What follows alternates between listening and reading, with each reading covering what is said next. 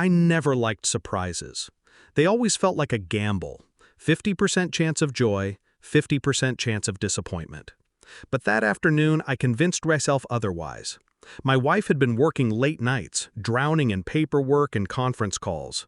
I thought maybe she needed a reminder, something small, intimate, a warm meal, my smile at her office door, proof that I was still her anchor. I carried the bag of food like it was an offering. My hand was already on the door handle when I heard her laugh. A soft, careless laugh. One I hadn't heard directed at me in months. I pushed the door open. The first thing I saw wasn't her desk. It was her hand buried in another man's hair. His lips locked on hers. Their bodies pressed together as if I had never existed. The smell of the food turned sour in my hand.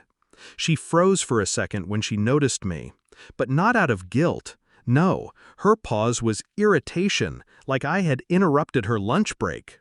The man she was tangled with broke the silence first. "What the hell are you doing here?" His voice was thick with arrogance. I remember I couldn't speak. My throat refused. I could only stand there, shaking, my heart a drum trying to break out of my ribs. Then I found words. "She's my wife." That was when he lunged. A fist caught my jaw. I hit the carpet before I could register the taste of blood. His boot pressed into my ribs. Once, twice, enough to steal my breath. And then, her laughter. Clear, sharp, cruel. Not nervous, not accidental.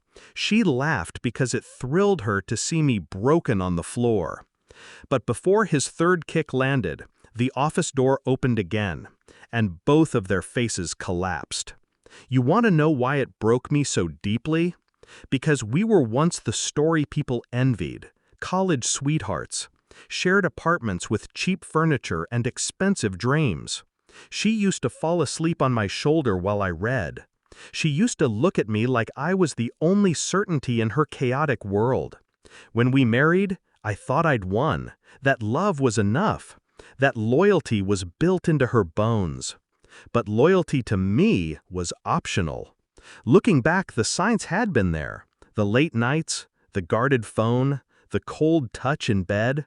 I convinced myself it was stress, work, pressure, anything but betrayal. Until betrayal kissed her lips in front of me. I didn't scream. I didn't beg. I left that office with cracked ribs, a bruised jaw, and something much sharper than pain. Clarity. I spent the next 3 months studying her like a subject. She thought I had moved on, forgiven, buried the memory. But my silence wasn't forgiveness. It was war. I tracked her schedules, noted every late night that wasn't late at all. I watched her lover. His name was Daniel, a mid-level executive whose arrogance outgrew his paycheck. I found his address, his habits, his weaknesses. Meanwhile, I prepared my battlefield. I met with a lawyer quietly, shifted accounts, collected evidence, texts, photos, recordings, every detail filed and dated, undeniable. By day, I played the part of the quiet husband. By night, I built the walls of her downfall. I even smiled at her sometimes, just so she'd never see the trap closing. It started small. Daniel received an anonymous tip about irregularities in his work reports. Enough to spark an investigation, not enough to point back to me. He lost his promotion. I watched his frustration eat him alive from a distance. She comforted him, I'm sure, whispered promises in his ear the way she used to with me. But cracks had begun to form. I chose the night carefully. Her company's quarterly gala. Black ties, champagne, the illusion of success.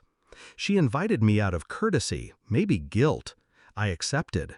I wore the same calm face I'd perfected for months. The evidence I'd gathered sat neatly in an envelope in my jacket. But that wasn't all. I'd also arranged for the board members, her superiors, and Daniel's wife, yes, he had one, to receive timed emails. Evidence delivered at the peak of the evening. All I had to do was press send. At the gala, she looked radiant, the kind of radiant that once belonged to me. She greeted me with a kiss on the cheek, like I was a prop in her play. Daniel stood not far, his hand lingering on the small of her back when he thought no one saw. But I saw. And then I pressed send. Phones buzzed, screens lit up, faces shifted. One by one, the whispers spread. Daniel's wife's glass shattered on the floor. Board members glared, their reputations suddenly tied to scandal. My wife's smile faltered when she saw the change in the room. She leaned toward me, whispering, "What did you do?" I met her eyes for the first time in months. I just opened the door again. Her face drained of color. She knew exactly which door. Daniel's career ended that night, terminated for misconduct and fraud. His marriage followed. My wife wasn't spared either. Her superiors couldn't overlook her involvement, her recklessness.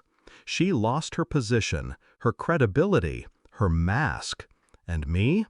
I walked away with everything she thought I'd never see coming. The house, the accounts, even custody of her lies, which I handed back to her in pieces. When the divorce papers were signed, she cried, not because she lost me, but because she finally realized she had been outplayed. People ask if I regret it, if revenge filled the void she left. Here's the truth. Revenge doesn't heal. It doesn't erase the nights I held her hand believing in forever. It doesn't stitch shut the wound of hearing her laugh while I bled on the floor. But revenge is justice, and justice tastes sharper than grief. I gave her the gift she gave me, exposure. The kind that burns under fluorescent lights, the kind you can't laugh away. And when I walked out of her life for the last time, I didn't look back. Because some doors, once opened, should never be closed again.